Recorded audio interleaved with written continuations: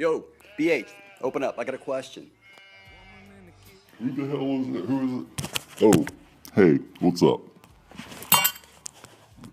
What is the number one thing that you recommend someone do if they're going to switch from 20% to 30% nitro fuel? You talking about an LRP or a normal engine? Well, let's just say any engine. And the average UVX index for the past 19 and a half days? Man, just answer. First thing you do is you turn that coolant head facing the other direction. Next thing is reaching the idle stop. What I do is I go out and I test it. Now, not everybody can test it like I do because I got all LP. I pretty much put her down and I check that behind off the line. Now for all you non-custom rig builders, i.e. humans, all I can say is you better watch those tunes. Got it. So you're saying no LRP, no bite off the line. I got it. Okay. I appreciate you. I don't recommend you do it all. It's not for newbies. Hey, listen, RC Nerds here.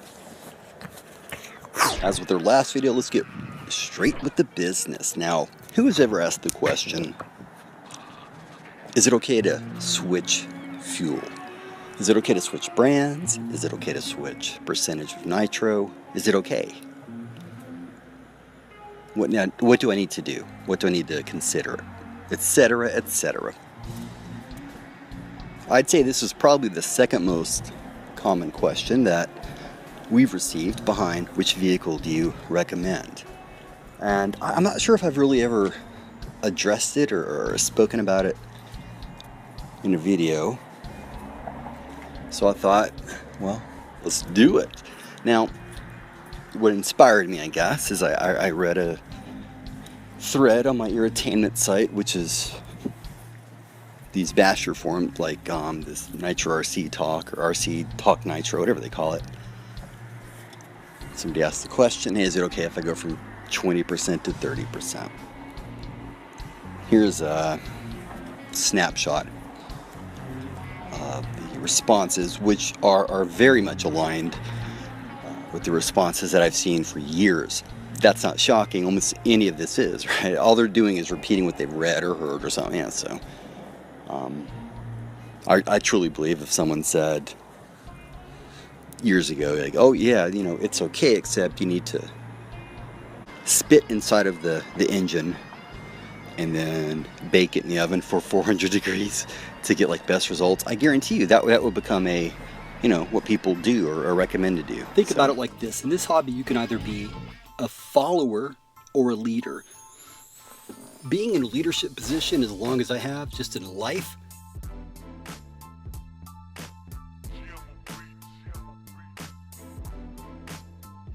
here's what I've learned. Who set the rules again? Be a leader. Look, I understand that much of the stuff I'm telling you is completely against quote-unquote conventional wisdom. This is why I'm telling it. I'm challenging anything and everything out there based off of what I say. You know, so I'm not trying to be controversial. I don't like that. I wish that these guys would stop. You know, at the end of the day, though, here's what I have learned. That this hobby, and I've got some hobbies. And I'm a heavy hitter. In other words, I'm a known guy. Within this shit. People know, as an example, bass fishing. When I first joined a bass club, you know, I was the only guy there that didn't show up in camo. But you fast forward 8 months and I was taking our club to new heights as its president. You see, because I got down fishing for bass. So my message to you, if you're new, is to please be very careful and cautious and trepid of anything that you read or hear. I don't know what it is, but it's very disturbing, the amount of just crap that people spew in this hobby. I've never seen anything like it. Never. Back to nitro fuel percentage. You see, in my mind, there is only one possible answer for this question, and that is, you take the engine, you tune it, you analyze it at 1 fuel percentage, you switch fuel percentages, you analyze if it needs to be retuned. If so, you retune it, compare it against the other one. If not, you compare it against the other one. All you're doing is comparing. That's it. Now, all the obstacles you might hit in retuning it or doing whatever you need to do, I mean, it's here or there, because you're going to face that regardless. Like I said, there's more of a chance affecting your tune, changing your tires, in my opinion, well, in my experience. Don't believe the hype. And damn sure don't be afraid of retuning your vehicles. You should be doing that every time you take it out. Or at least analyzing if it needs it.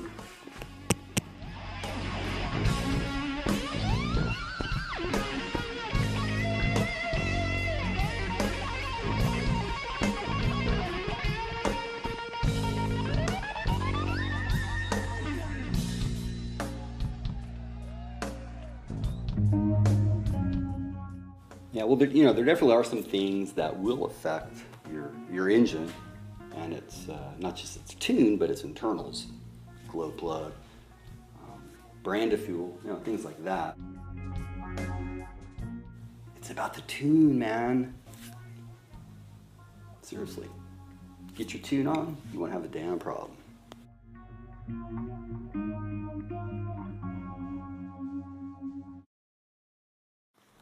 Here's some more information that I'm pretty confident you've not heard before. That is the whole concept of running lean hurts your engine. Now, I'm not going to get into the gory details, I'm just going to tell you straight facts. I'm a guy who tells people, to really, look, when I turn the corner on tuning engines, it's when I realize you have to lean to be mean. That's my tagline. How about that? So trust me when I tell you I've run some lean, I've like really run engines in a lean condition. I had to learn what lean was, as in the adjective versus the verb. Okay? If you don't know what that means, go look it up, because that's some gold for you. Now, these engines that I ran in lean conditions, and some for a long period of time, while I, twisted and tweaked and learned, to this day, they're among my meanest engines. So, I've never experienced any adverse repercussions from running an engine in a lean condition. Just haven't. But you know what? I have running it rich. I do have some engines that I ran in a very rich state for a long period of time, and it affected the internals of the engine. Funny though, everybody seems to be pushing the line when it comes to don't let that engine get hot. When, we realize that none of them have experienced a situation where they've had an engine that was running well, it got hot, and it wasn't running well. Truth be told, it's because they've never had one that's run well. I think I have, and again, I don't have a vested interest in whether running an engine hot or running an engine cold affects it. All I can do is tell you my experience, and my experience is, again, we're talking close to 35 different engines now, so I think, you're going to be hard-pressed to find somebody without a vested interest in a company or a design, distributor, anything like that, This is giving you the real shit. And finally, for you savage guys, I found a new way that one can strip a spur gear. Now, for those that aren't aware, I've done an immense amount of testing when it comes to not just RC vehicles, but the Savage. I mean, you're talking to a guy who's tested over 20 different steering servos, 17 pipes, you know, and a whole bunch of other silly stuff. All of that combined doesn't even begin to touch the amount of analysis that I performed when it comes to stripping spur gears. I'm not surprised that I found a new way, because as I learned more about it, what I learned was I don't know what I don't know. It's a problem that people suffer from, so I'm trying to compile all the information I can and put it out there. So coming up, my next video, I'm going to show you, because I fix it in front of your eyes.